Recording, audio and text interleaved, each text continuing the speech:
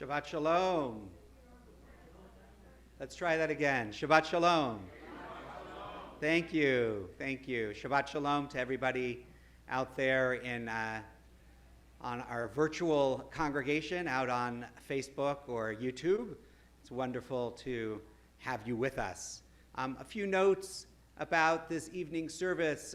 Our service is going to be shortened this evening so that we have more time to hear from our Brenda Rosenfeld scholar this evening, Dr. Jonathan Petropoulos, and I think we'll all be in for a wonderful treat. So we're going to begin on page 24.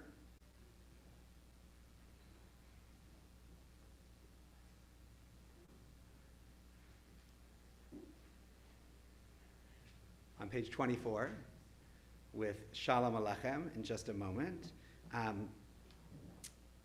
We are not projecting a Siddur if you're at home today, but if you have a Siddur at home or any of the links that we've sent in the past to the various versions of the Siddur, we are on page 24.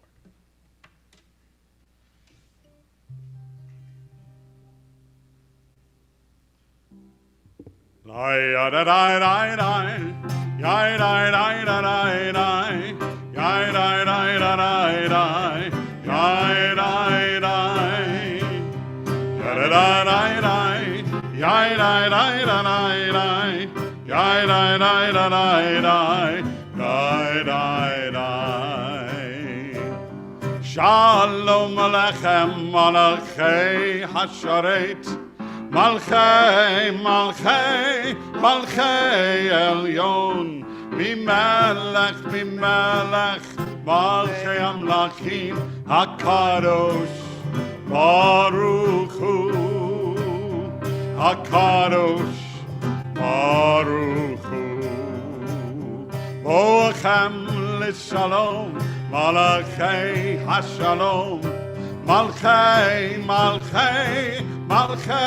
Elyon Mimelech Malchei Amlachim HaKadosh Baruch Hu HaKadosh Baruch Hu Baruchuni L'Shalom Malachei Hashalom Malchei Elyon Mimelech Malchei Amlachim HaKadosh Baruch Hu HaKadosh Baruch. Everybody clap along with Gary Gilbert. Yada-da-da-da, yada-da-da-da-da, yada-da-da-da-da,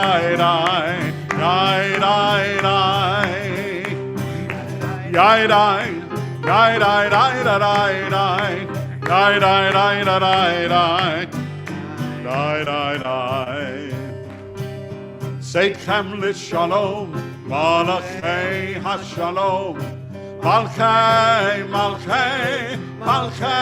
Elyon Mimelech Malchei Amlachim HaKadosh Baruch Hu HaKadosh Baruch Hu. One more time. Yada-da-da-da-da, yada-da-da-da-da, yada-da-da-da-da, yada-da-da-da,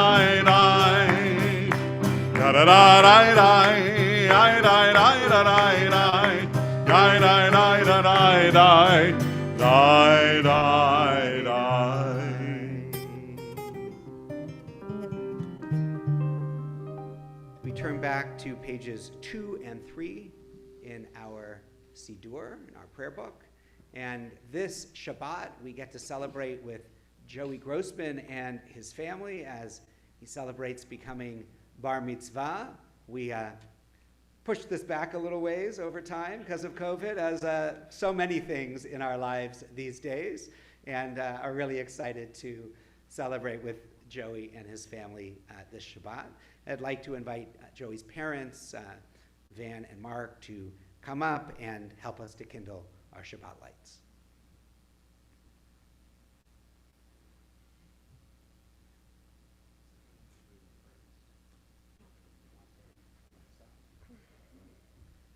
O source of light and truth, creator of the eternal law of goodness, help us to find knowledge by which to live. Lead us to take the words we shall speak into our hearts and our lives. Bless all who enter this sanctuary in need, all who bring the offerings of their hearts. May our worship lead us to acts of kindness, peace, and love.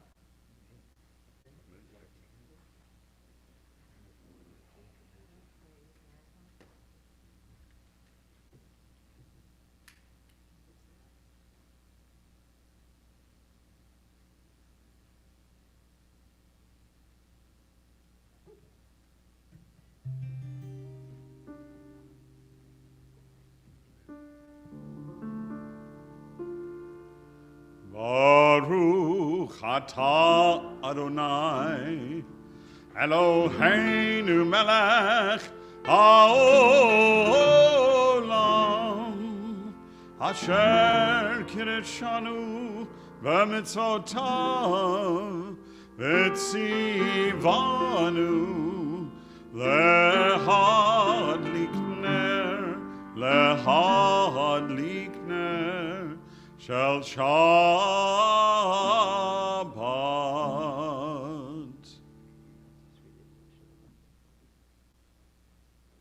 Blessed are you, Adonai our God, sovereign of the universe, who hallows us with mitzvot, commanding us to kindle the light of Shabbat. Amen.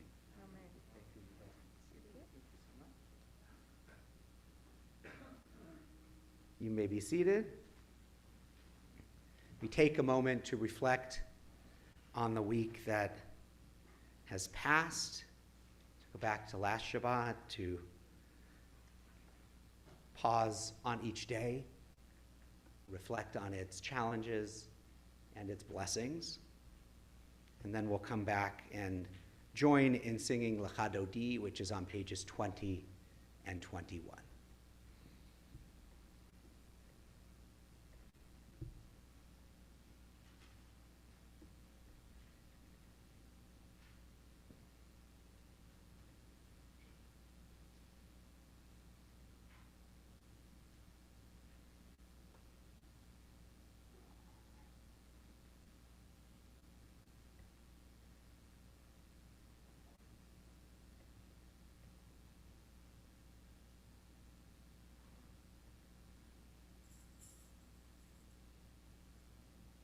Take a deep breath as we welcome the Shabbat. We'll sing verses 1, 2, 5, and 9. They're numbered for your convenience to make it a little easier for you. And when we get to verse 9, it's customary to rise and face the door from which we entered, or for those of you at home, face the door of your home, to welcome the Shabbat presence into the congregation, into our homes, into our hearts. Lecha Dodi.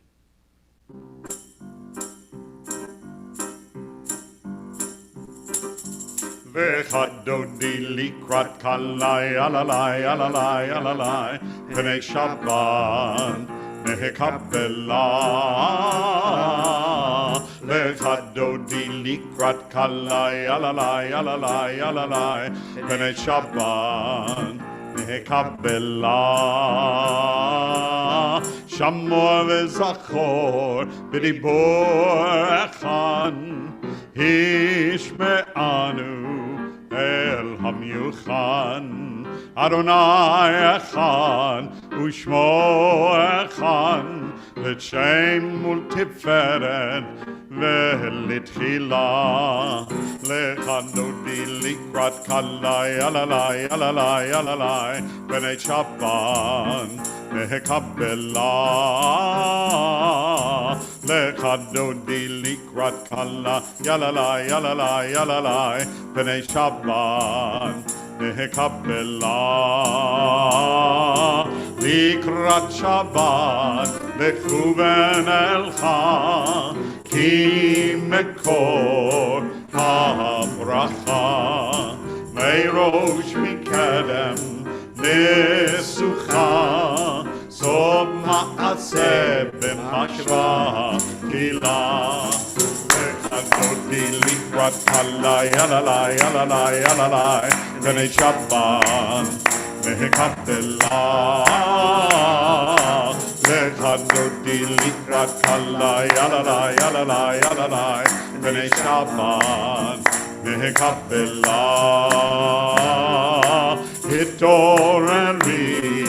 Itoreri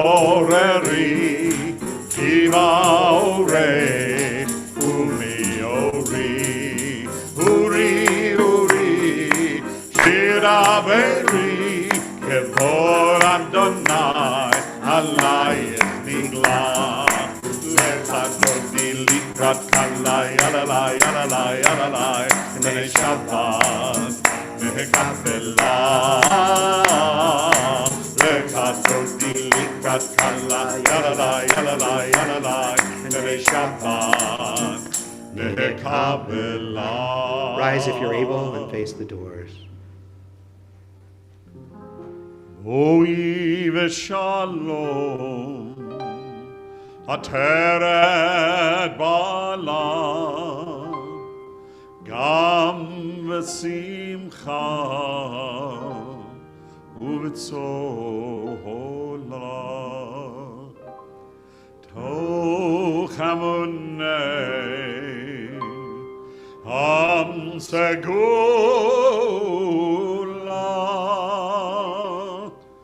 Boi chala, boi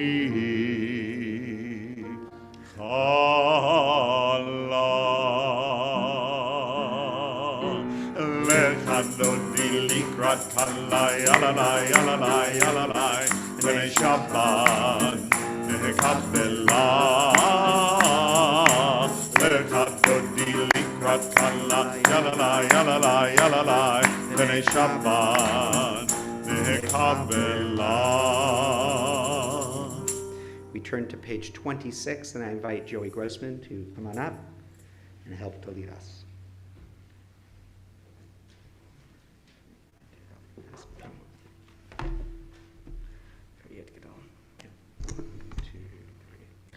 Yid Gadol v'Yid Kadash Me'Rabba Ba'alma Devira Hirute v'Yamlik Malchute V'Chai Echon v'Yom Echon Uv'Haire Kol Bet Yisrael Bagala Uv'Zman Kariv V'Yimeru Amen.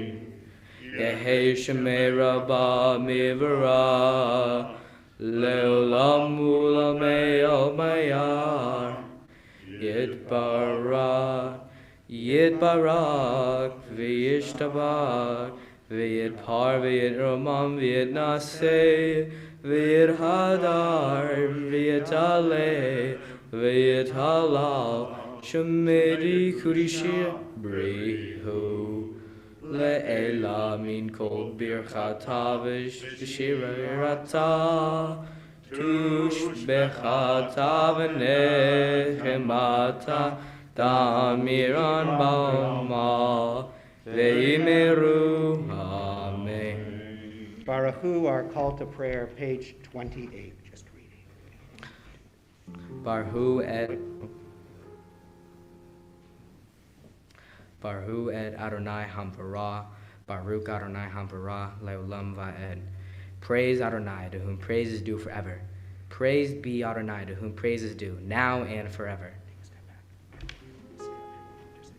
Lai la la la la la la la lai.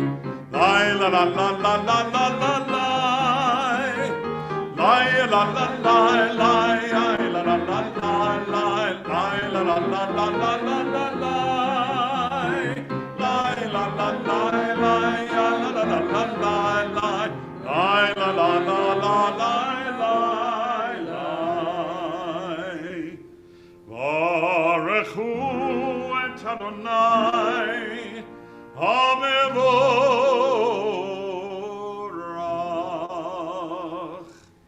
Baruch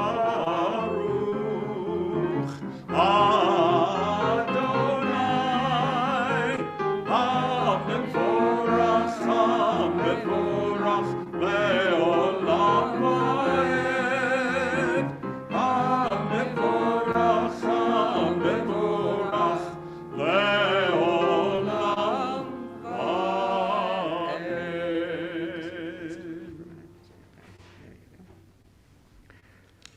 Last three lines in the Hebrew on page 30. El chai v'kayam, tamidim l'chaleinu le'olam va'en, Baruch atah Adonai, Baruch Shemo. Amariv, Aravi. Amen. As you taught, page 33. As you taught Torah to those whose names I bear, teach me Torah too.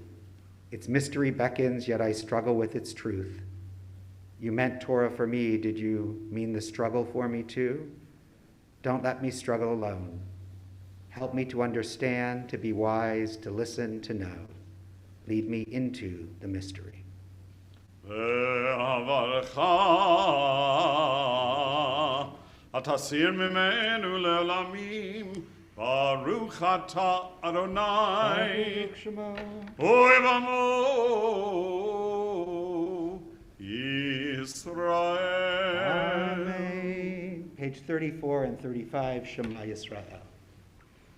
Shema Yisrael, Adonai Eloheinu, Adonai Echad.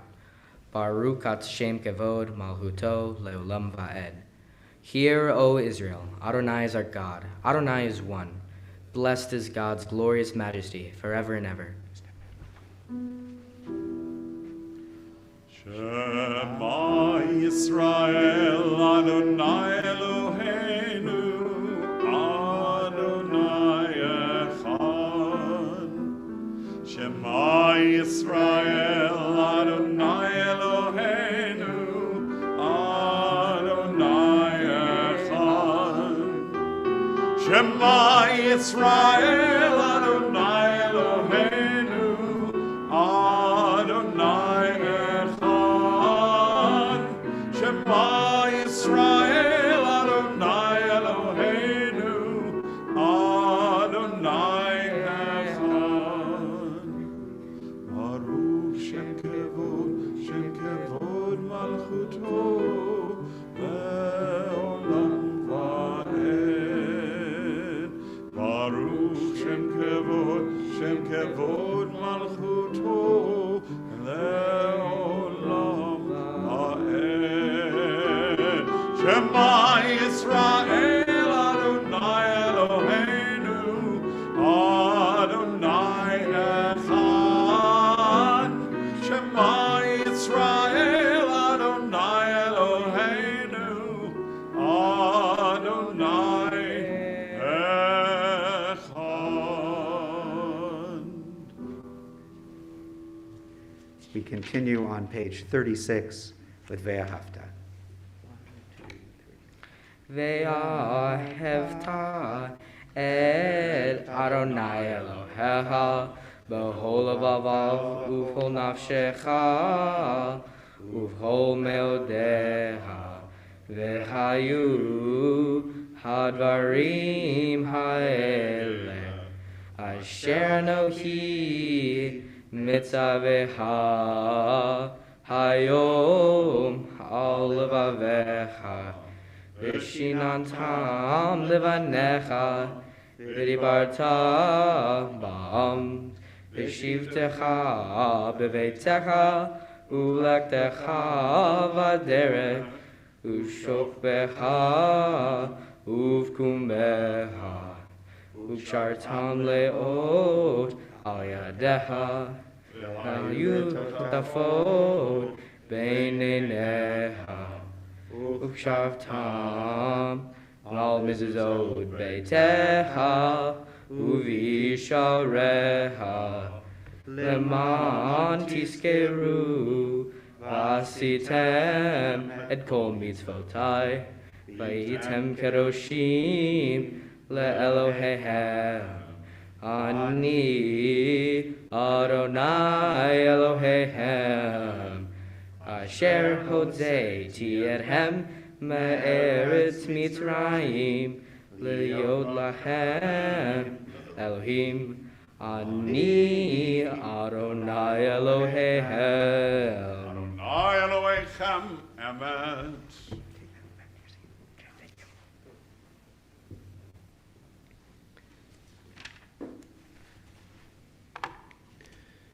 page 39.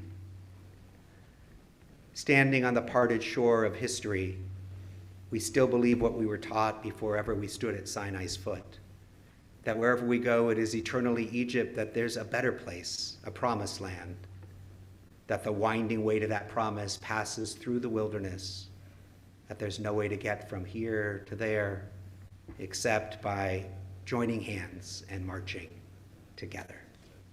Mi Chamocha, Song of Freedom, page 40.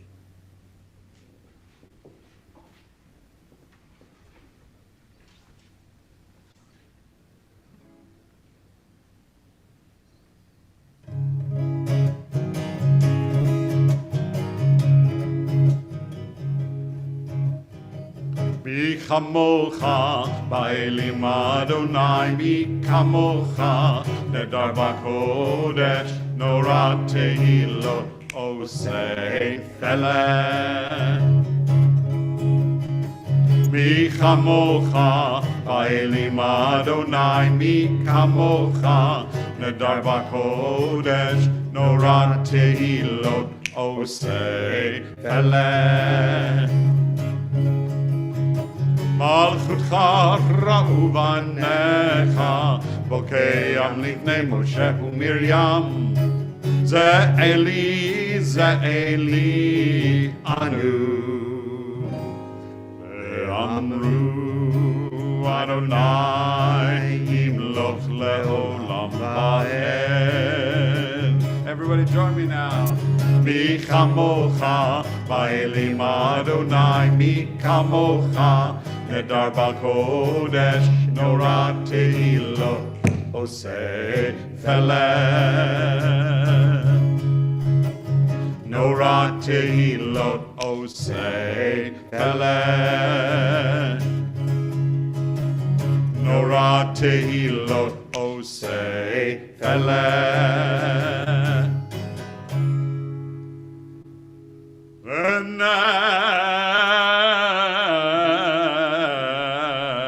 Emar, Hifad Adonai et Yaakov, Ugalo eyad, Chazak mimenu, Baruch atah Adonai, Gal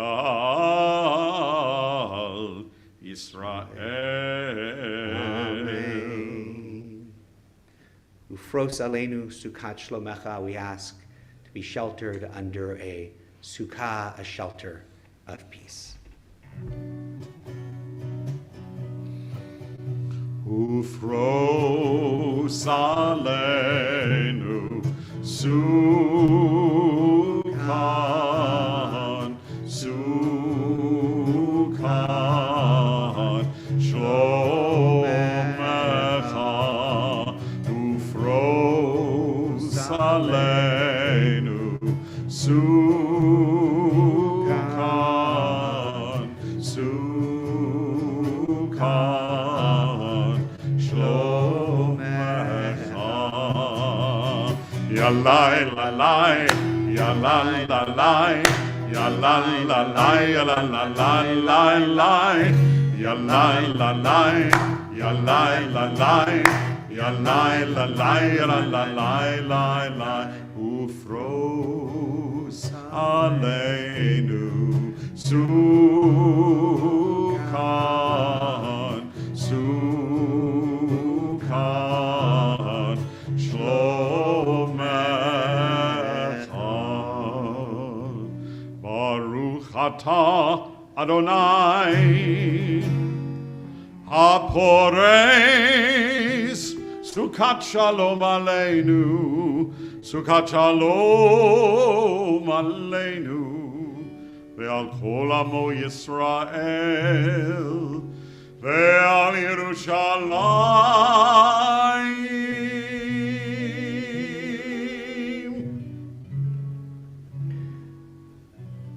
We give thanks for the Shabbat, for the pause that it gives to our week, for the opportunity that it gives us to connect with God, with our deepest selves, with our community. Page 44.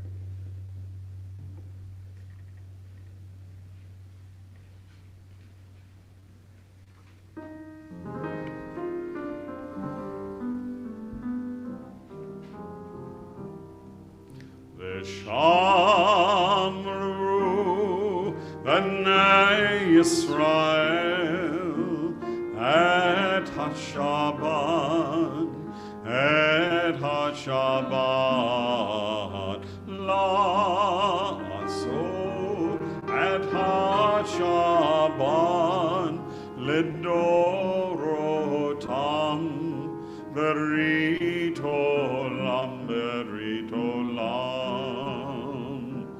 Beini uvein b'nei Israel oti le'olam Beini uvein b'nei Israel oti le'olam Ki sheishet yamim asa Adonai et hashamayim ve'et haaretz uvayom hashvi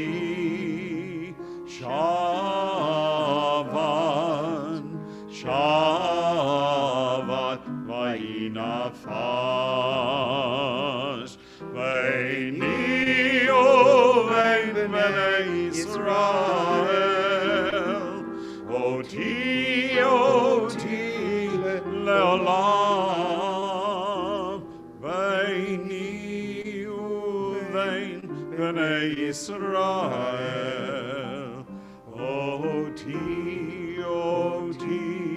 le'olam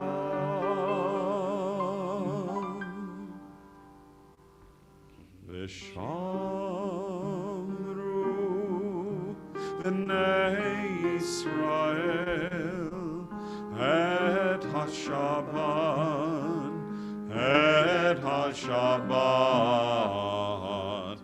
la'asot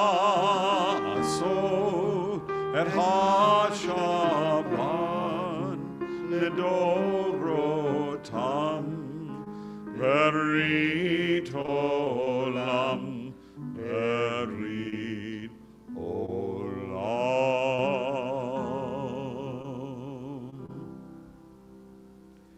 Page 46. We're going to begin our Amidah together with Adonai Tzvatai Tiftach and then have a silent Amidah. You can use the prayers beginning on page 48 in your book, or just use it as time for some reflection and the texture of your own heart. So we're going to begin on page 46. I invite those who are able to please rise.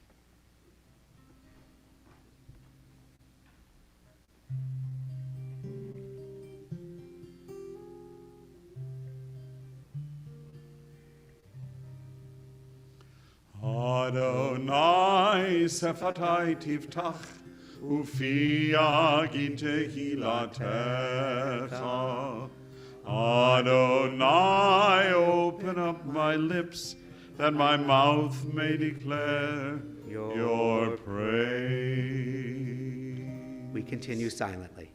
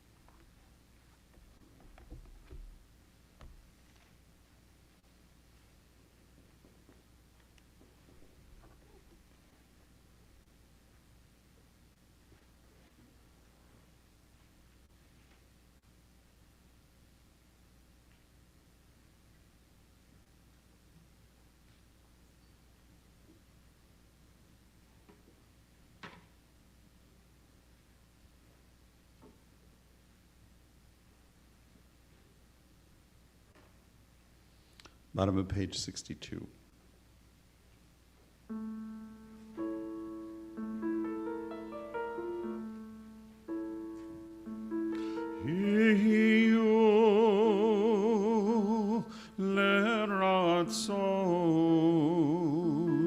Imre fi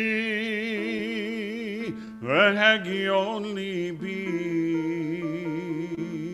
lefanecha Adonai Suri v'goali.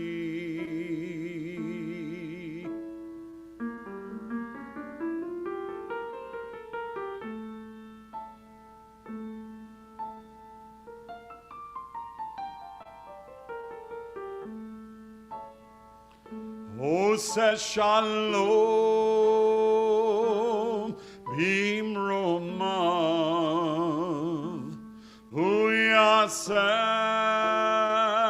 shalom aleinu ve'al kol Yisrael ve'imeru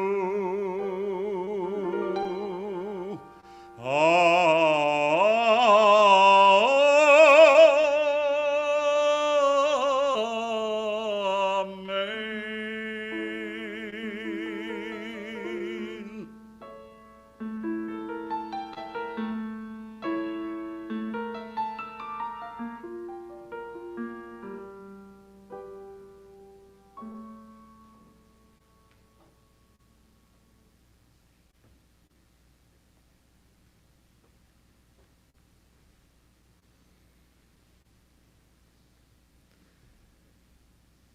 We're going to turn in our Siddur to page 253.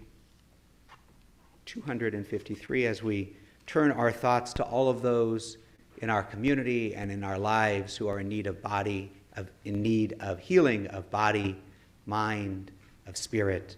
We hold them in our hearts as we join in these words. Mishaberach Avotenu Mikor habracha Leimotenu. May the source of strength who bless the ones before us, help us find the courage to make our lives a blessing, and let us say, Amen. We ask for blessings upon Rebecca Gilman, Hannah Fields Austin, Sue Tobak, Paula Steinbach, Rosalind Lefkowitz, Helen Weinfeld, Pam Poliakov, Connie Shapiro, Kathy Blumenfeld, Caitlin Antrim, Judith Bosworth, Kathy Brewster, Jennifer Rudin, Marion Snyders, Kimberly Zimmerman, Brad Holland, Beatrice Caden, Meg Silton, Serena Postal, Bobby Kay, Marilyn Freeman, Robert Strober, Marilyn Lubarsky, Joe Kummerman, Ellery Einstein, Ken Mitchell, Patricia Kramer, Lavini Feldman, James Cecile, Esther Bespris, Joan Morris, Nomi Kravitz, Craig Sachs, Simon Saul, Blair Pollock, Myra White, David Grossman, Ruth Bornstein, Daniel Brewster, Lori Snyder, Jeremy Knoller, Charity Raisaday, Mike Klein, and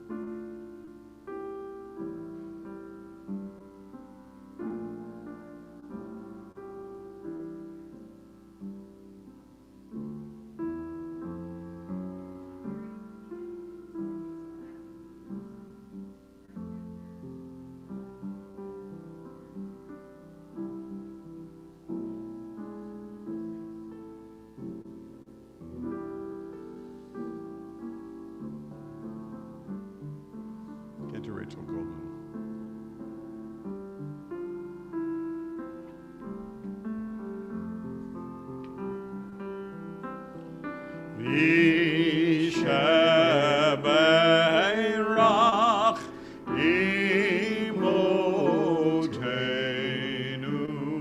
Mekor abracha lavotenu. Bless those in need of healing with refuah shlema, the renewal of body, the renewal of spirit, and let us say, Amen.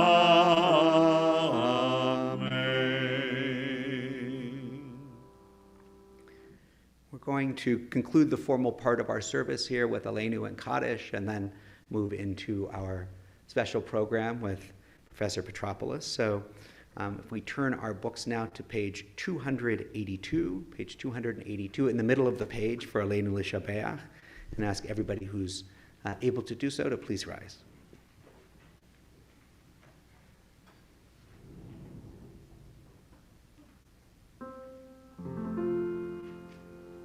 Aleinu l'tshabeach ladon hakol, לתת גדולה ליוצר בראשית, שלא עשנו כגויי הרצון, ולא שמנו כמשפחות האדמה, שלא שם חלקנו כהם, וגור עלינו ככל המונם. ואנחנו קוראים ומשתחווים ומודים לפני מלך מלכי המלכים הקדוש ברוך הוא. Page 287. ונאמר והיה אדוני למלך על כל הארץ ביום ההוא יהיה אדוני אחד ושמו אחד.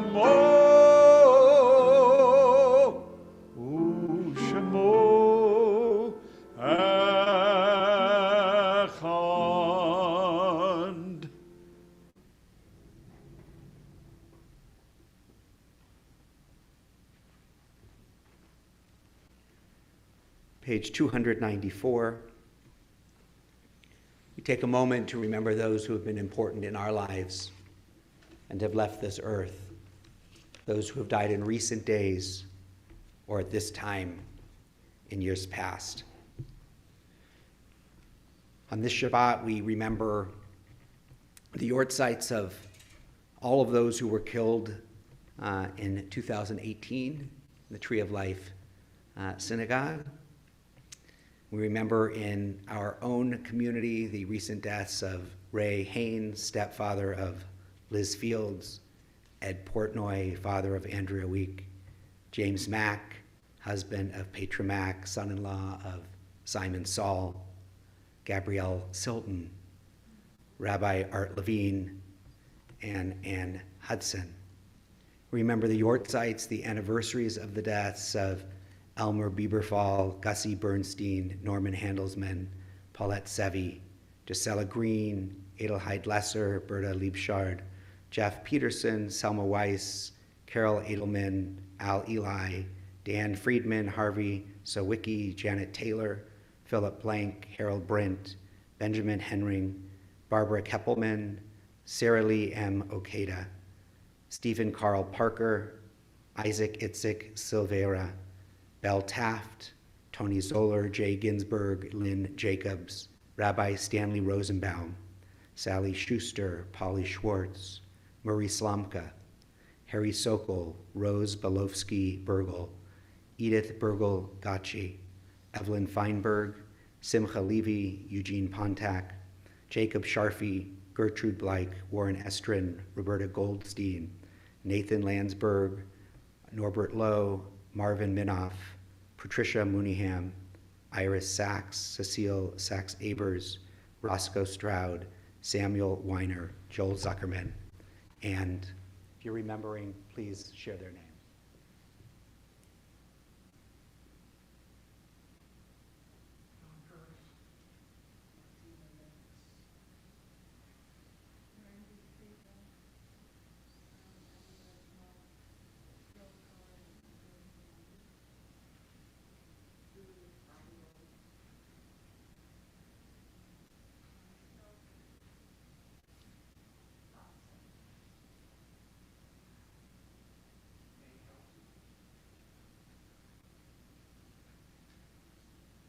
Sayalov. Page 294, we join in the words of Kaddish. Yitgadal v'yitgadash shemei rabbah, v'yalma divrach hirutei v'yamlich malchutei, v'chayachon v'yomechon uv'chayei dechol Beit Yisrael, ba'agalau v'zman kari v'imru amen. Yahei shmei rabbah mevorach leolam u'lamei almaya, Yitbarach v'yishtabach v'yitpa'ar v'yitromam v'yitnaseh, v'yitadar v'yitaleh v'yitalal, shmei dekudesha brichu, le'ela min kol birchata v'shirata, tushbechata v'nechamata, da'amiram bi'alma v'imru amen. Yahei shlama rabba min shemaya, v'chayim aleinu ve'al kol Yisrael, v'imru amen. Oseh shalom b'imromav, Huya se shalom aleinu ve'al kol Yisrael v'imru. Amen. Zichronam livracha, may their memories always be for a blessing. You may be seated.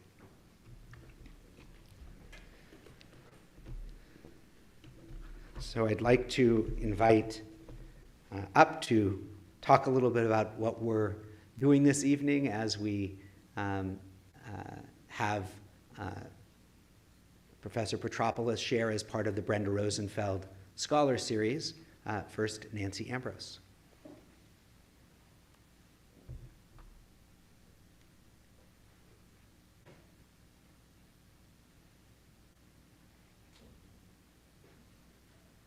Shabbat Shalom.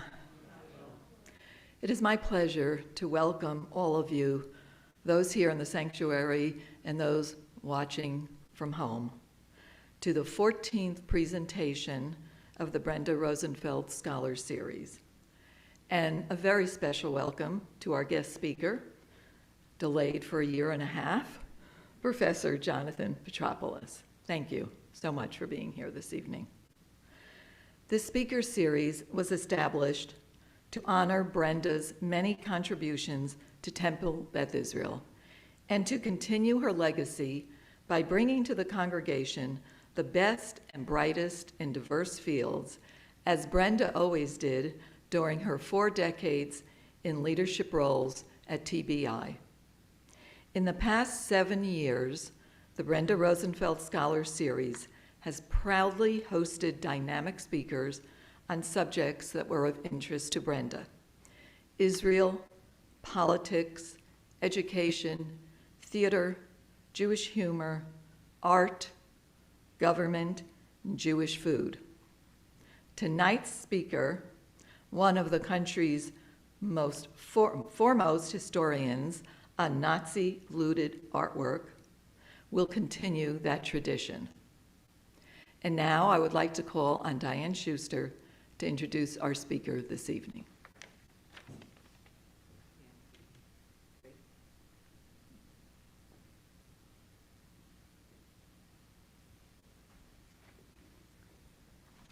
Shabbat Shalom. Jonathan Petropoulos is the John V. Crowell Professor of European History at Claremont McKenna College. As he will share with us shortly in greater detail, he grew up in Pacific Palisades, studied history as an undergraduate at UCLA, and then went on to graduate work at Harvard University. It was when he was a graduate student in history and art history at Harvard that he began working on the subject of Nazi art looting and restitution. After Dr. Petropoulos earned his doctorate in 1983, he taught at Loyola College in Maryland and also worked in Washington for the Presidential Commission on Holocaust Assets in the United States. He came to CMC in 1999, and over the years, has received numerous research grants and awards in recognition of his extensive scholarship. Last year, he was a visiting faculty member at Yale, but he told me he was happy to come back to Claremont, where he and his partner and co-author, Wendy Lauer, now live in Webb Canyon, surrounded by bears, coyotes, and mountain lions. Jonathan's list of publications about the Nazis and the world of fine art is extensive, including several landmark books: Art as Politics in the Third Reich, published in 1996, The Faustian Bargain, The Art World in Nazi Germany, published in 2000, Artists Under Hitler, Collaboration and Survival in Nazi Germany, published in 2014, and on his CV it shows that these works have attracted worldwide interest, being translated into Czech, Chinese, Dutch, Hungarian, and German. In 2020, our speaker published Göring's Man in Paris, the story of a Nazi art plunderer and his world. About this latest work, Professor Deborah Lipstadt, who many of us know was recently nominated by President Biden as U.S. Special Envoy to combat and monitor anti-Semitism, said of this book, Jonathan Petropoulos's meticulously researched account of one of the great and continuing art thefts in history reads like an Agatha Christie mystery. The degree to which the world of art collectors, gallery owners, curators, and other supposedly cultured people participated in this crime is stupefying. It is a compelling and maddening page-turner. Dr. Petropoulos has served as an expert witness in a number of cases where Holocaust victims tried to recover lost artworks.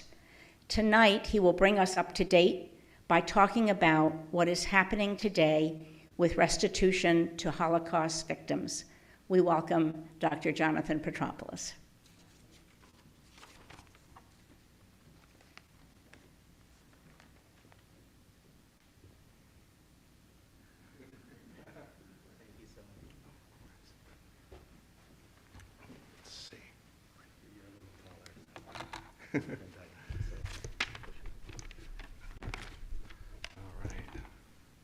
Shabbat Shalom. It is such an honor to be a Rosenfeld Scholar, to be with you all. Thank you for the opportunity. Thank you, Rabbi Kopitz, as well, and thank you, Paul Bush, for the beautiful music. You have a spectacular cantor here in the temple, and congratulations to Joey Grossman. I think you did a great job there. Well done. And thank you to Diane Schuster for that wonderful introduction. That was so eloquent and beautifully done. One of the nicest of my whole life. So I have devoted my life, my career, not only to studying Nazi art looting and restitution, but to recovering artworks. I'm very fortunate that my scholarship has practical application. And beginning in 2001, when I assisted Randy Schoenberg trying to recover 5 paintings by Gustav Klimt in Austria v. Altmann, I started working as an expert witness, as a consultant. And I've worked on about 35 cases now in 20 years. I'm pleased to say, or pleased to tell you, that I have always worked for Holocaust victims, their heirs, their families, to recover art. I've never taken a case where I have worked for a museum trying to retain stolen art. I've never prevented restitution in any way. I am known as a pro-restitution person. There are other scholars in the field who are museum people, but I am not one of those people. So I feel that it's really my life's work, not only to study the subject, but to recover the property. As we know, European Jews lost lost so much, the least we can do is to return their property, their cultural property. This mission for me has been personal, very personal. My father was born in Athens in 1930, and so he was 11 years old when the Germans rolled in, and he and the family suffered tremendous privation. My grandmother was an extraordinary cook, and they could live for a week on a sack of black-eyed peas and such. So I grew up with stories about the war, including Jewish friends in Greece. And my family lost some Jewish friends. They sheltered a family, my father's French teacher, and they got her out of Patras to Egypt and then on to Palestine. So I grew up with stories about Nazi occupation. There's more within that. When my father came to Los Angeles in 1950 to attend UCLA, he married a German Jewish emigre. Her family had left Breslau in the mid-1930s. They had a department store there, and they came to the valley and became egg farmers. That's one of the things that happened back in those days. So that marriage didn't last, but I have a half-sister who is Jewish, identifies as Jewish. So sometimes people ask me, are you Jewish? I say, no one's perfect, but I have a Jewish half-sister, and so in my milieu in the Pacific Palisades, most of my friends were Jewish, and in my family, so there was always that awareness of the Shoah in my life. But I also feel a commitment to this subject because I know how important art looting is. Sometimes people, my advisor in graduate school, when I first suggested writing a dissertation on art looting, he says, normally cultural history is dessert. You should work on a bread and butter topic. I said, no, it's really bread and butter. And one of my arguments this evening is that art looting is inextricable from the Holocaust, right? It was an important juncture, looting on the so-called twisted road to Auschwitz.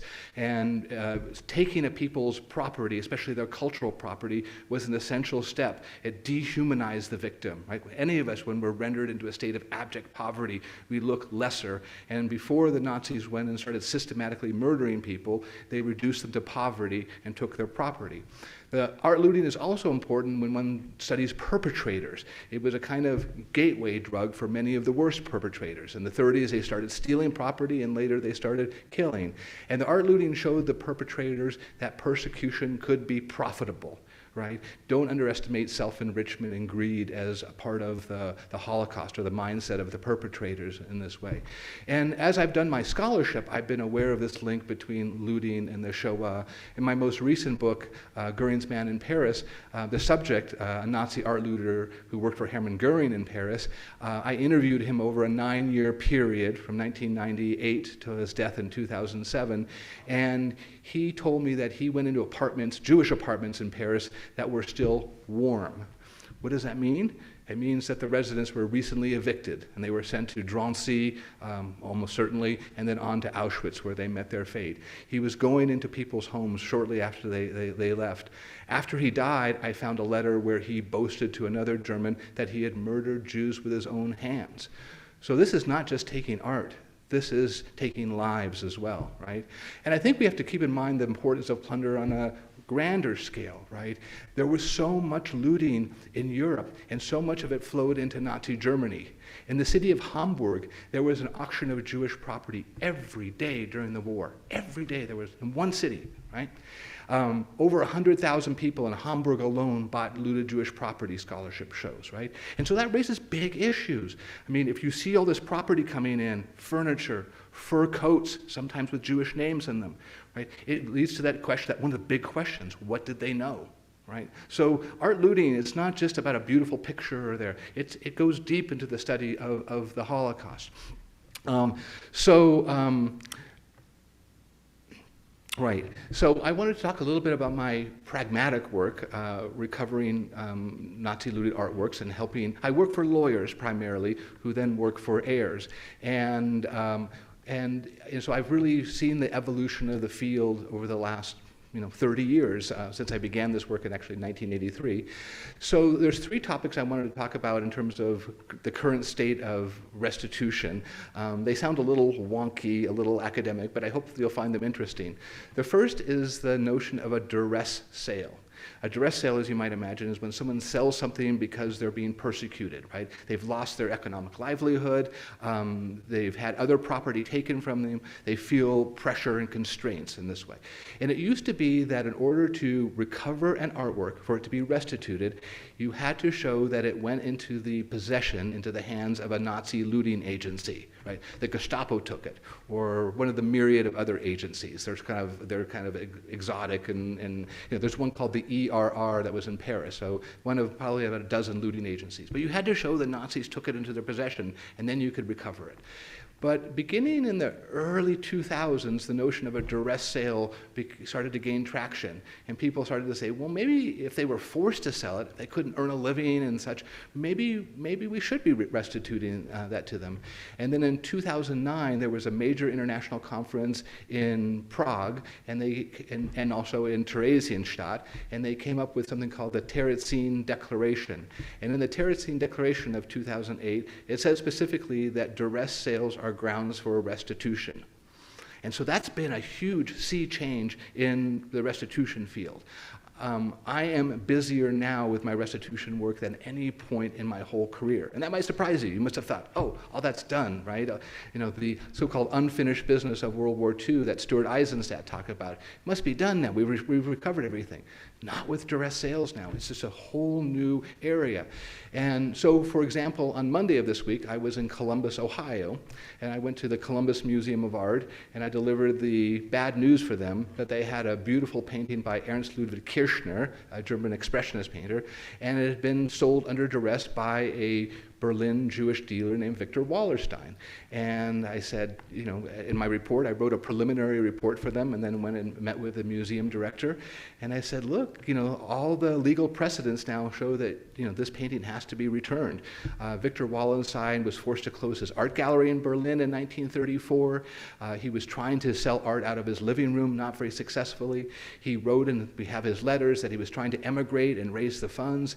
He sold the picture at a very low price. The Depression was still on, and it was not an advantageous time to sell an artwork.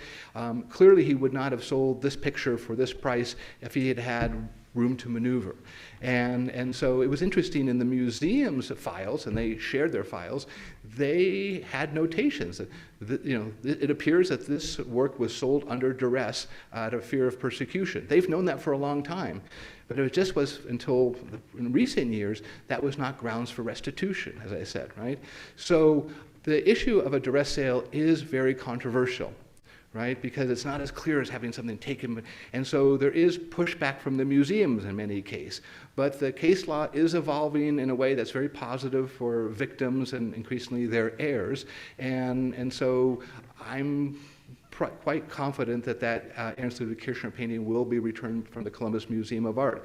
As much as I hate to go to this provincial town and take one of their best paintings, and it's a terrible feeling to go in and tell a curator, but the rights of the family are far more important. The granddaughter lives in Jerusalem, and she cares deeply about this history as well, and so we're working to get this back. But just that's one of the first developments is the duress sale element, and I think that means there's going to be a lot more restitution going forward as we look into that. One of my mentors was Stuart Eisenstadt, who I mentioned. He was a commissioner on the Presidential Commission on the Holocaust Assets, and he had wanted a global solution, if you will, to Nazi looted art. He thought back in 1998 we could resolve all the claims involving Nazi looted art. That's not possible. It really isn't. In that way, we're going to deal with these claims one at a time. And hopefully we will deal with these claims in U.S. courts. And that leads to my second wonky point about jurisdiction. Now, it's obvious to all of us that the Holocaust did not take place in North America. But U.S. law is by far the best legal code by which to litigate restitution. The fact is that in Europe, civil law will never allow anyone to recover an artwork, because every European country has a provision that if someone bought an object, an artwork, in good faith, that conveys good title. right? And so you can have the Mona Lisa on your wall and you could say, I didn't know it belonged to the Louvre. You know, I just bought it in good faith. I thought it was a nice picture. And the European court system will uphold your possession of that object, right? In America, one can never have good title to stolen property. If there's a thief in the chain of possession, it goes back to the person from whom it was stolen originally. So U.S. law is essential for civil litigation. There's never been a successful case of civil litigation in Europe that I am aware of. Now, the Europes have national commissions, right? Because most of the museums in Europe are state museums, and they can create commissions that have jurisdiction, that have power over the museums.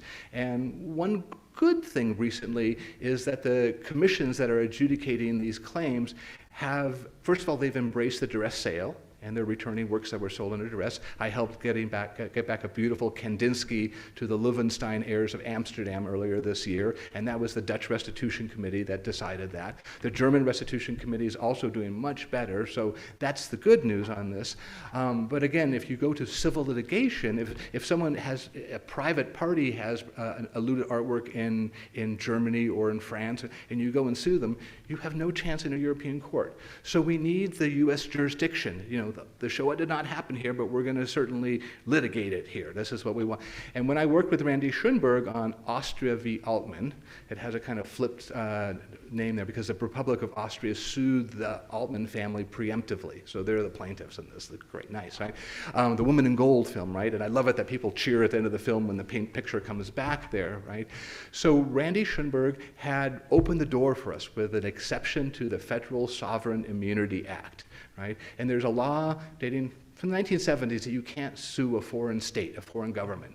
But he found exceptions. He says, look, the Republic of Austria was doing business in the United States. They were selling holiday packages and train passes and this and that. And the Supreme Court said, yes, you're right. And they granted jurisdiction for the Klimt paintings. Now, the Austrians didn't want the case resolved by a U.S. court or a U.S. judge, right? When it involves a foreign power, it has to be a bench trial. The judge has to decide. We won't let a jury with patriotic passions and things decide these matters, a judge. But the Austrians said, we don't want to do that, and they agreed to go into binding arbitration back in Vienna. So we didn't actually have a trial in a U.S. court for Austria v. Altman, but the precedent was there. Now, what's concerning is that our Supreme Court has been reversing that decision. And there was a decision last year called Germany versus Philipp, and it concerns the Guelph treasures. And these are medieval treasures in a Berlin museum. And it was another duress sale. There were 4 Jewish art dealers in Berlin in the 1930s, and they sold them to Hermann Goering and to the Prussian state. And they're saying now is a duress sale. You know, there was some of the dealers were able to get out, but some were still in Germany. And so they want the plaintiffs, the heirs of the dealers, want to litigate in the United States. And the Supreme Court ruled unanimously, which was very disturbing, to say, no, there's no standing for this case. There's no exception to the Federal Sovereign Immunity Act. You can't sue Germany or a German museum in a U.S. court. And the reason for that was the Supreme Court worried what would happen if the shoe was on the other foot. Would foreign courts make decisions against U.S. companies and U.S. citizens and force U.S.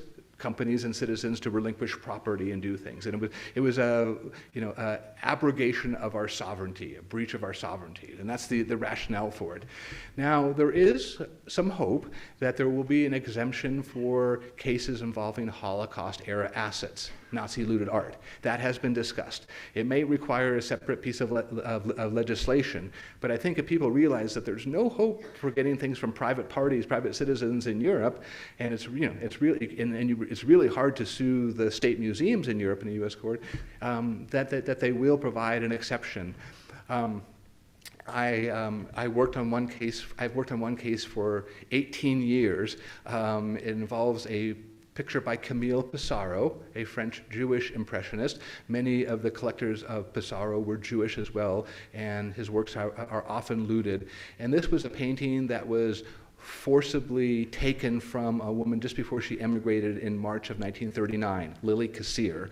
And in order to leave the country, she had to give up the picture. And it's clearly a case of a duress sale, both sides, the museum that holds it and the plaintiff, say this is a looted artwork. There's no dispute now that this is a looted artwork. The picture is in the Thyssen-Bornemisza Museum in Madrid, right? And there was a trial here in Los Angeles in December of last year, and the judge, he said, look, this is a looted picture. The museum has an ethical obligation to return it, but because of all the previous litigation, that's why it took 18 years going to appeals courts and back down, and that they had ruled that Spanish law had to be applied in this case. So it was a very strange case. It was a U.S. court here in Los Angeles applying Spanish law, and the judge, he was just, his hands were tied. He said, "This is a looted artwork. I want to give it back, but Spanish law doesn't permit it." And so it is interesting now that SCOTUS, the Supreme Court of the United States, has agreed to take the appeal of this case of Kassir versus Thyssen-Bornemisza. And the question is going to be whether we can go back and use U.S. law and litigate the matter. Because if we use U.S. law, as you've heard tonight, that artwork will be restituted to the family.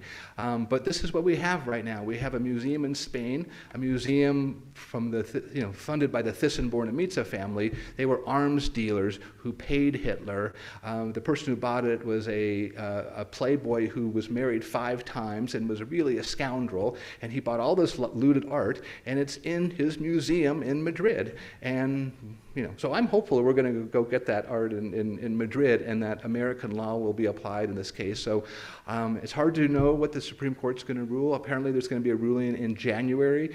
They expect final briefs later this month and such. So stay tuned. We'll track the Kassir versus Thyssen-Bornemisza. And the final thing I wanted to talk about is the behavior, the response of American museums. In the 1990s, when this issue of Nazi art looting came to the fore, and it was a result of the wall coming down in 1989, archives opening up in 1990, people reevaluating the history and realizing that the Swiss bankers had been really bad and insurance companies had not paid out claims and other issues, American museums were terrified of adverse publicity surrounding Nazi looted art. And they signed all sorts of agreements saying, we will do the right thing, we will find fair and just solutions, we'll understand if there's gaps in the evidence. There's something called the Washington Conference Principles from 1998, and then the Terezin Declaration. So the museums promised to do the right thing.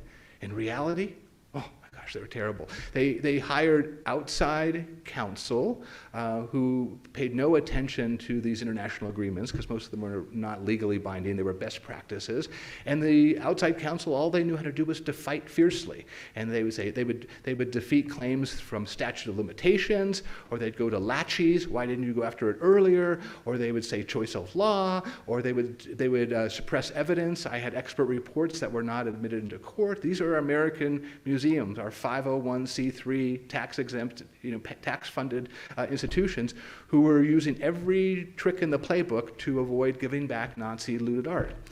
Well, finally, there was some legislation in 2016, just before President Obama left office. It's called the HERE Act, the Holocaust Expropriated Art Restitution Act.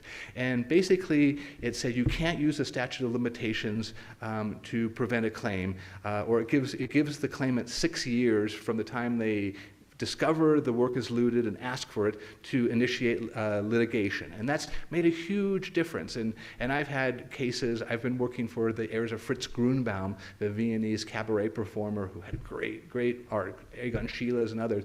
And we lost a case back in 2009, 2010 on appeal due to laches. And then the HERE Act came in 2016, and now most recently the same fact set, we won the case concerning 2 works by Egon Schiele. So the HERE Act has made a real difference, which is good. It sunsets in 2026. And at that point, the museums can go back to statute of limitations, laches, everything else, all their other shenanigans in there too. And I just want to say this, that any of you who are part of museums or know board members of museums, I hope that you will talk to those individuals and tell them to do the right thing. I mean, just down the road at the Norton Simon Museum, we have 2 Lucas Cranach pictures that Hermann Goering stole fair and square. They were taken from the Hautsticker family. The Hautsticker family has recovered about 250 pictures in the last 10 years. Everyone else gives us their pictures back, but not the Norton Simon. They found a very arcane legal loophole about Dutch restitution law, and they're holding on to, again, looted art. But go to the Board of Trustees and say, do the right thing. We don't want to have looted art in our museum. The museums, they still talk the talk, but I was dealing with one museum last week about a very expensive painting, a Van Gogh painting, I can say that much. I'll preserve the identity of the museum. And I asked for some documents about this Van Gogh painting, and they mistakenly forwarded the email chain between the curator and the provenance researcher. Let's not give Petropoulos anything, because then he'll think he wants more. We want him more. Should we give him this? We shouldn't do his work for him. The lines in their exchanges, I mean, they were mortified when they realized they had forwarded this, but you could see how the archives of a major museum were operating still, right? So we need to change the culture of that museum, right?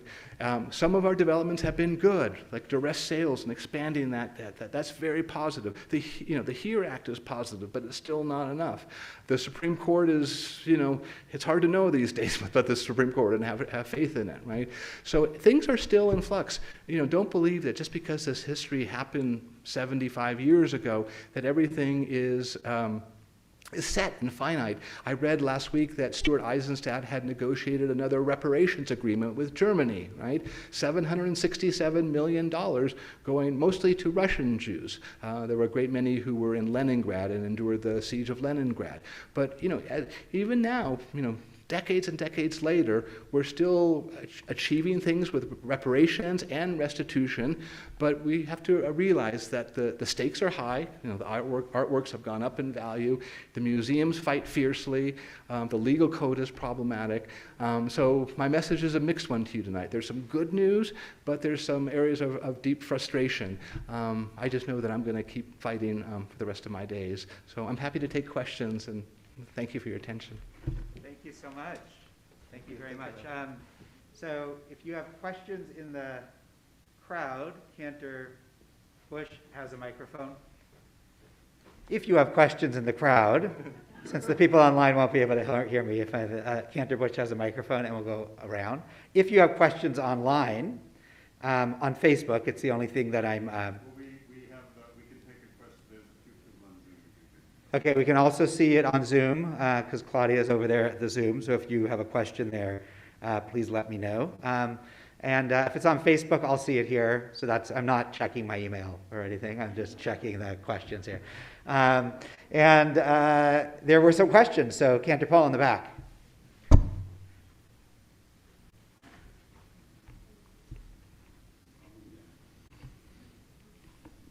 Thank you for your wonderful presentation. Once a family wins a case, how long is it before they can take possession of that art? And what's that process? And do they actually take possession of the art? Oh, that's a great question, right? About when one has the good fortune to get back an artwork. Well, my experience is that the museums are not very happy and not very nice to the couriers and the people picking up the artwork, right? That's the first thing. With the 5 paintings by Gustav Klimt that were taken out of the Austrian National Gallery, I played a little role. We arranged to bring them to the LA County Museum of Art and exhibit them at one time, and it helped the family because LACMA paid for the shipment and the insurance and got them out of the country and into the United States. But the officials at the Austrian National Gallery kept the couriers waiting in the snow in January for 4 hours, and then they were very unhappy and very terse and rude to the couriers. And I helped recover a painting from the possession of Paul von Mendelssohn Bartholdy, that great Mendelssohn family, and that came out of the National Gallery of Art. and they had agreed to return it, and it took them about a year to finally do that. So to answer your question, it varies. Sometimes it goes back very quickly, and sometimes they will drag their feet. It depends. If there is a judgment from a court, then it has to go back more quickly. They may not be nice to you, but they will have to give it back quickly. If it is a agreement, a settlement, or if you induce them to return the work, which we did in the case of the Mendelssohn-Bartholdy family, it was a small picture, a pastel by Pablo Picasso, a blue period Picasso. They said, we'll give it back, and then they held it over a year before we finally, and just before COVID, they said, we're closing the museum. You have to get here today if you want to pick it up. So we rushed a courier there to the National Gallery. They kind of threw it at the courier and said, take your darn picture. You never know. But the court order, it goes quickly. If it's a settlement, they tend to take longer. It'll be interesting to see what happens with Columbus and that too. They are indicating they know it's a problem.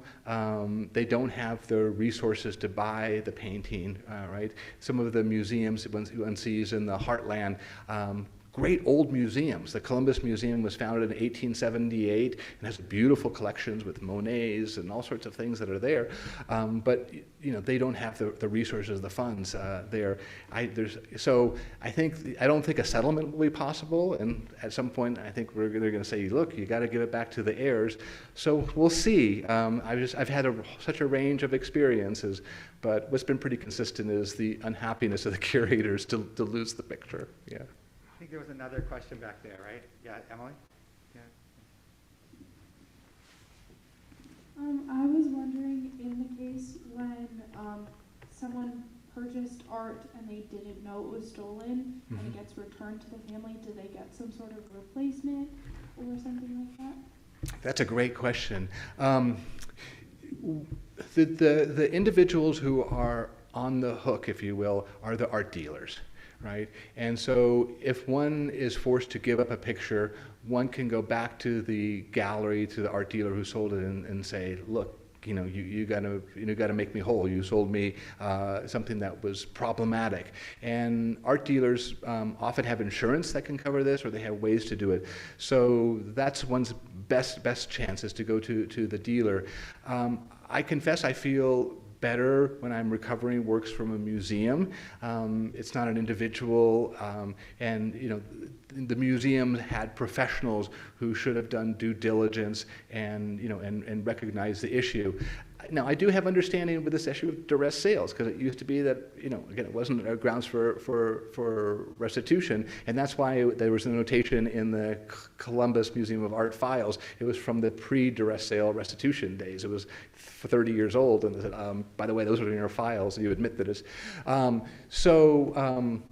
So museums, even though it's going to hurt, it's going to hit these museums, and there's a public loss, and I recognize that. I'm a conciliator by nature, and I do like the idea of settlements. That was my ideal, is to keep the work on public display if possible. In certain cases, some works you do definitely want to have it back to the families and such. But sometimes a settlement is okay. It depends on the family in this way, but even with the Columbus Museum, I broached the subject with the curator, and they had a trustee who was present. He's a lawyer, and he was serving as their general counsel. They couldn't afford, I guess, a real general counsel, so they had a trustee doing this. And I said, settlement, because it would be really nice if you guys, could, make the heir, an offer that was acceptable, and maybe keep your picture in this way too. The heir in Jerusalem's not going to keep a $10 million painting in our apartment, I think. And again, they looked at me like, we wish. But it is harder when there's a private party.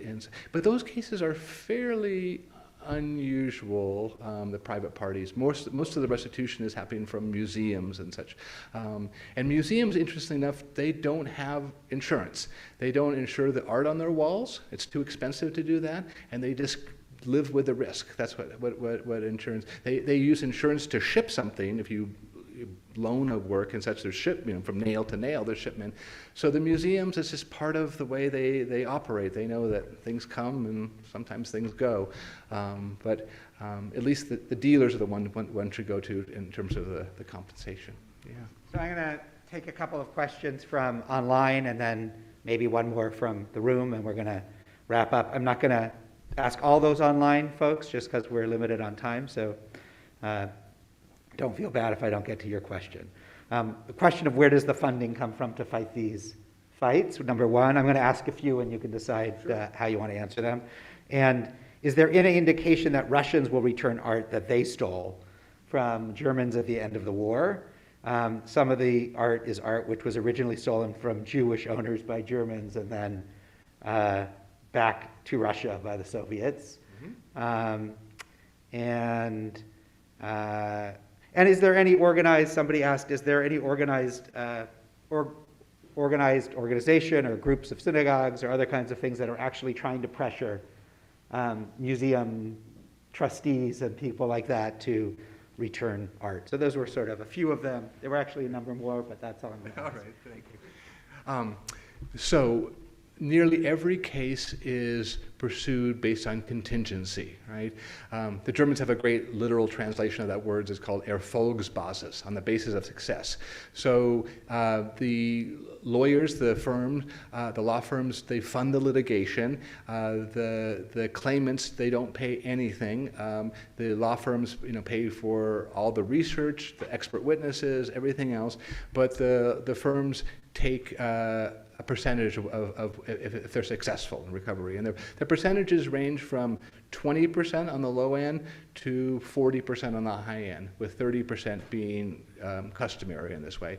So that's, I think it's a very good thing that people are not, Holocaust victims and heirs are not out of pocket, and they have lawyers who will go and represent them and pursue this. And I think it's worked generally quite well. Now, in terms of Russia and the art that they have at least 200,000 objects that are still in Russian repositories. At war's end, Joseph Stalin sent in so-called trophy brigades into the eastern section of Germany, and they took around 2 million cultural objects back to the Soviet Union. Stalin planned to have a super museum, very much like the one Hitler planned, the Führer Museum. But when Stalin died in 1953, his successor, Nikita Khrushchev, part of the liberalization of that period, relative liberalization, they started to return those objects. And they returned 1.8 million, mostly to East German museums in Dresden and the Pergamon in East Berlin and what have you. But the Russians have held on to 200,000 objects in contravention of international law. The Hague Agreement from 1907 said you can't take another nation's cultural property, their cultural patrimony, during wartime. Right? So it's against international law, black and white, as simple as can be. Now, there was some progress in the 1990s when Yeltsin was around, and there was sharing of information, and the Russians even went so far to say, we're going to create a database of all the things we have, and if any of the works are owned by Jews, victims of the Holocaust, we will return those artworks to the Jewish victims and their families. This is what they agreed to do back in 2001 at a conference in Vilnius that I attended. They've never done any of that. They've never created a database. They've never returned anything. The only time the Russians return anything is if you pay them. The Rothschilds were able to get some of their archives back for a huge sum of money, and they went back to France, where they were originally stolen from.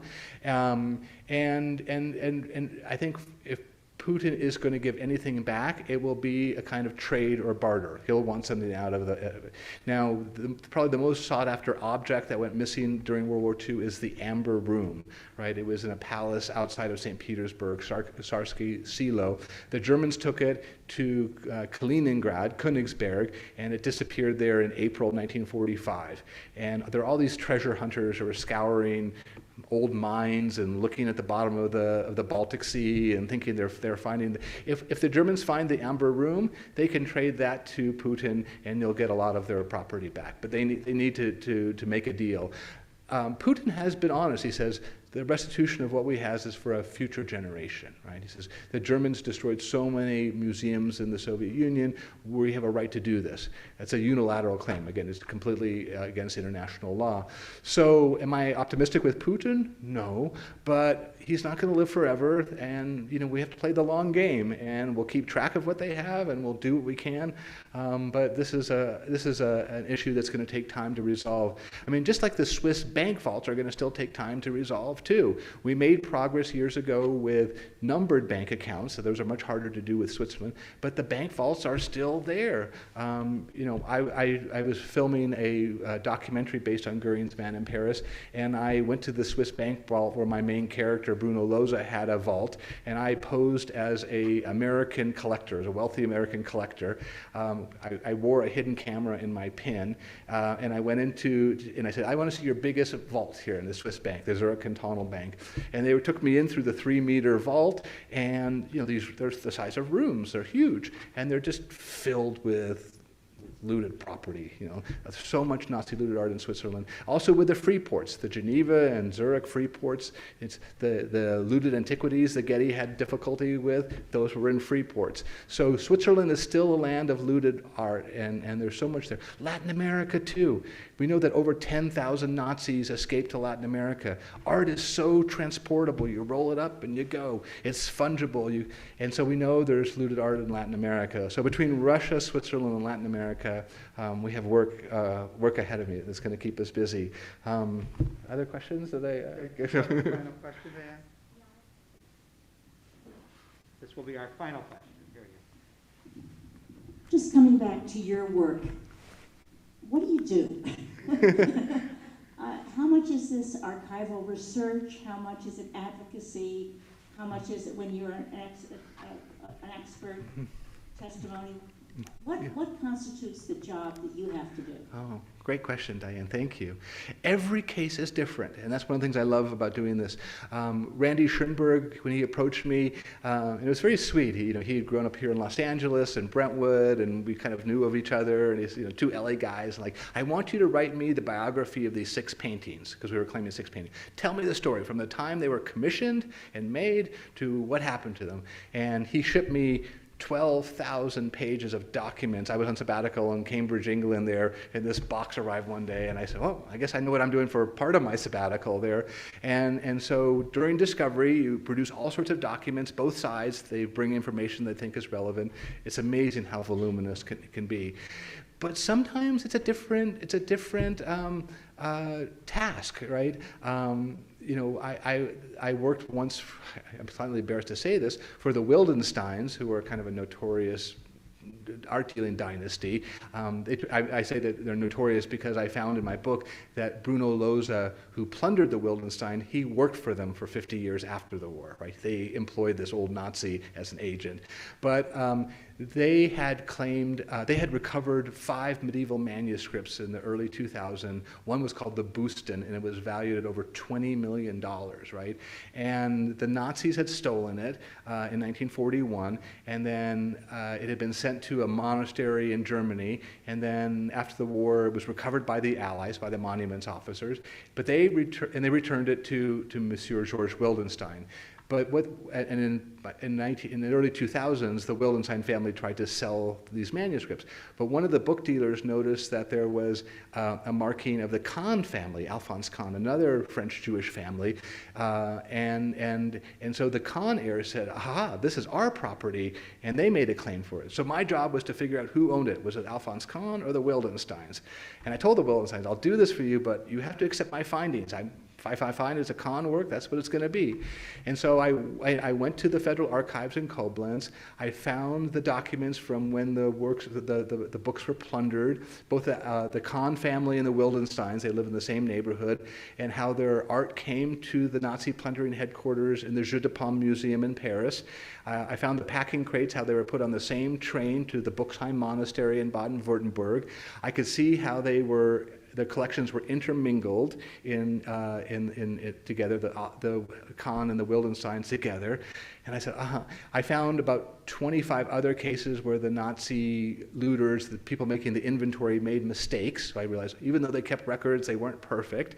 And then finally the Wildenstein showed me their stock books, and they showed how they had bought it in 1878, the Bustin, and they had had it all these years.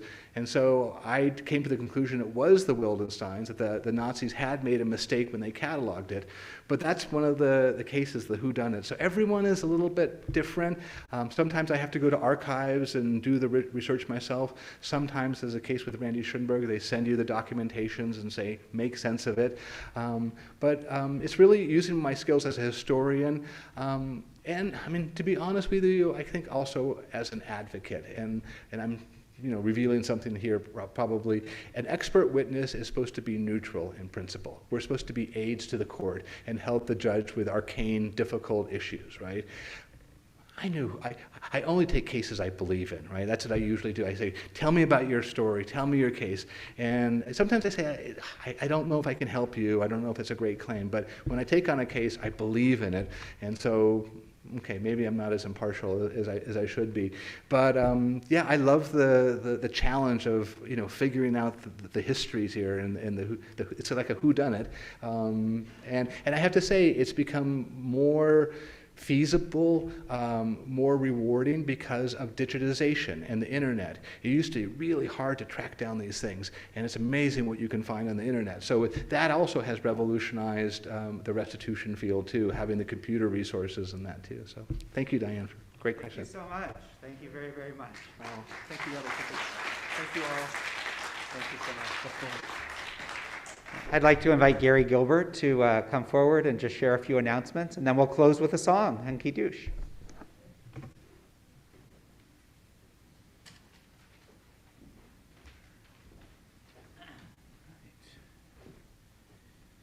All right, Shabbat Shalom. So let me begin by thanking Rabbi and Cantor for leading us in services this Shabbat. Thank you to Randy Polivoy for his always inspiring music. Thank you to our greeters this evening, Laura Zuckerman, Judy Rose, and thank you, a very extensive and heartfelt thank you to the Brenda Rosenfeld Committee for bringing off tonight's event. Many, many months in the making, but it came off beautifully, and I thank you for all the work that you've been doing to help bring, to help to sustain Brenda's memory, and also to bring important speakers to our synagogue. And final thank you to my friend and colleague, Jonathan Petropoulos, for sharing his decades-long work. I can still remember the job talk that you gave, those many years ago, for his decades-long work on the Holocaust, and also for enlightening us about the very, very troubling, but I think, as he said, also the somewhat hopeful look at bringing justice to the victims of the Holocaust. Yesher Koach to Joey, and Mazel Tov to you and your family on becoming Bar Mitzvah. That's very exciting, and best wishes then for tomorrow. Just a couple of quick announcements about events happening in our community. This Sunday, the Jewish Book Festival, the Federation's Jewish Book Festival, will continue. Sunday's event will be at 12 p.m. Ami Ayalon will be talking about his book, Friendly Fire. And the other announcement is this coming Tuesday and continuing in several Tuesdays in subsequent weeks, Rabbi Kupitz will be offering his class on Jewish ethics. For other information about events in the synagogue, please consult your weekly e-blasts, the Kehillah, and the website. Shabbat Shalom.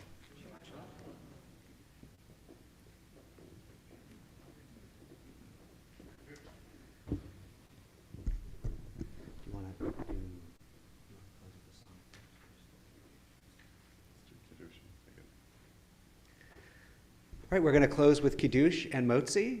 I invite you, if you're comfortable doing so, if you're not too tired, to stand up, and we'll join in Kiddush. And then on your way out today, there's a little challah for you to take with you for your journey, a little nourishment for the Shabbat.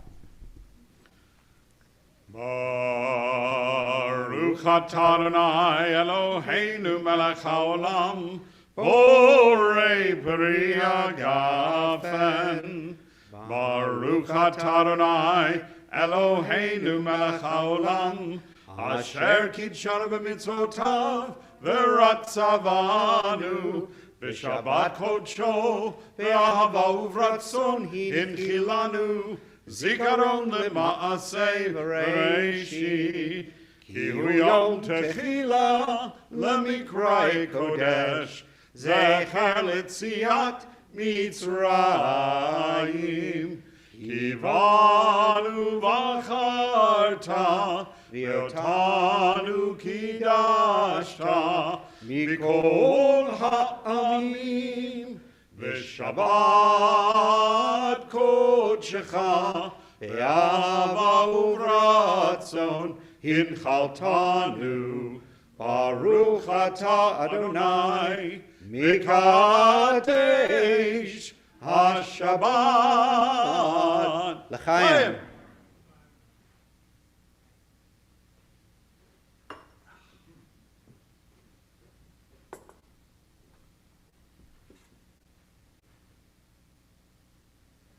Don't laugh.